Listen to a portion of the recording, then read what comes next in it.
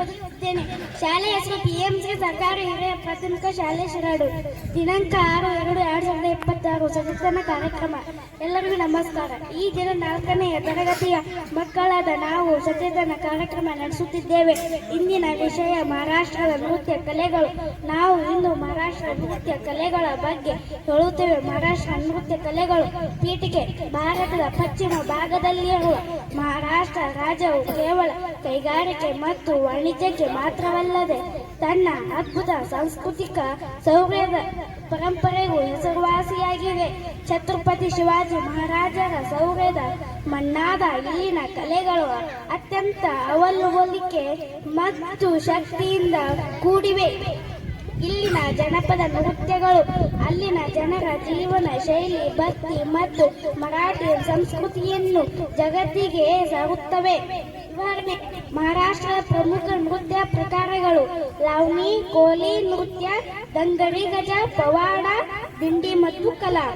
ಲಾವಣಿ ಇದು ಮಹಾರಾಷ್ಟ್ರದ ಅತ್ಯಂತ ಜನಪ್ರಿಯ ನೃತ್ಯ ಪ್ರಕಾರ. ಲಾವಣ್ಯ ಸೌಂದರ್ಯ ಎಂಬ ಪದದಿಂದ ಬಂದ ಈ ನೃತ್ಯವು ತನ್ನ ಲಯಬದ್ಧವಾದ ತಾಳ ಮತ್ತು ವೇಗದ ನೃತ್ಯಕ್ಕೆ ಹೆಸರುವಾಸಿ. 9 ಗಜದ ನೌವಾರಿ ಸೀರೆಯನ್ನು ಉಟ್ಟ ಮಹಿಳೆಯರು ಡೊಳ್ಕಿ ಎಂಬ ವಾದ್ಯದ ಏಟಿಗೆ ತಕ್ಕಂತೆ ಪ್ರದರ್ಶನ ನೀಡುತ್ತಾರೆ. ಇದು ಶೃಂಗಾರ ಮತ್ತು ಭಕ್ತಿ ಎರಡನ್ನೂ ಒಳಗೊಂಡಿರುತ್ತದೆ. ಇದು ಮಹಾರಾಷ್ಟ್ರದ ಸಮುದ್ರ ತೀರದಲ್ಲಿ ವಾಸಿಸುವ ಮೀನುಗಾರರ ಕೋಲಿ ಸಮುದಾಯ ನೃತ್ಯ. ಮೀನು ಹಿಡಿಯುವುದು, ದೋಣಿ ನಡೆಸುವುದು ಮತ್ತು ಸಮುದ್ರದ ಅಲೆಗಳ ಚಲನೆಯನ್ನು ಈ ನೃತ್ಯದಲ್ಲಿ ಅಭಿನಯಿಸಲಾಗುತ್ತದೆ. ಇದು ಅತ್ಯಂತ ಹರ್ಷದಾಯಕ ಮತ್ತು ವೇಗದ ನೃತ್ಯವಾಗಿದೆ. ದಂಗರಿ ಗಜ.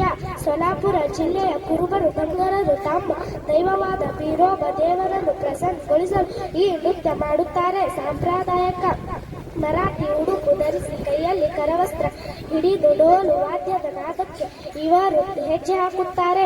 ಪವಾಡ ಇದು ನೃತ್ಯಕ್ಕಿಂತ ಹೆಚ್ಚಾಗಿ ಒಂದು ವೀರಗಾದೆಯ ರೂಪವಾಗಿದೆ.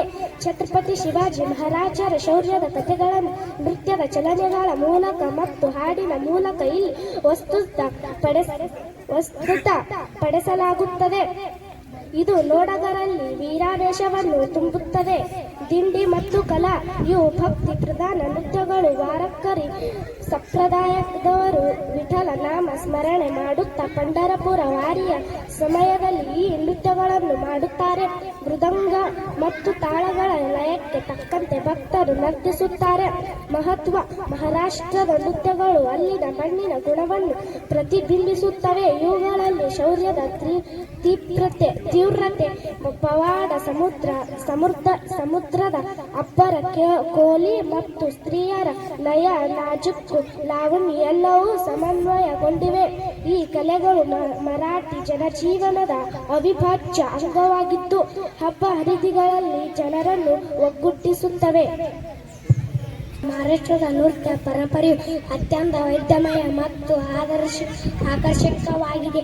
ಲಾವಣಿಯಂತಹ ಕಲೆಗಳು ಇಂದು ಜಾಗತಿಕ ಮಟ್ಟದಲ್ಲಿ ಗುರುತಿಸಿಕೊಂಡಿದೆ. ಈ ಜಾನಪದ ಕಲೆಗಳನ್ನು ಪ್ರೋತ್ಸಾಹಿಸುವ ಮೂಲಕ ನಾವು ಭಾರತದ ವೈವಿಧ್ಯತೆಯನ್ನು ಕಾಪಾಡಿಕೊಳ್ಳಬಹುದು. ಆಧುನಿಕ ಯುಗದಲ್ಲಿಯೂ ತನ್ನ ಮೂಲ ಸೊಗಡನ್ನು ಉಳಿಸಿಕೊಂಡು ಬಂದಿರುವ ಮಹಾರಾಷ್ಟ್ರದ ಈ ಕಲೆಗಳು ಭಾರತೀಯ ಸಂಸ್ಕೃತಿಗೆ ದೀಪ ಪ್ರಾಯವಾಗಿದೆ.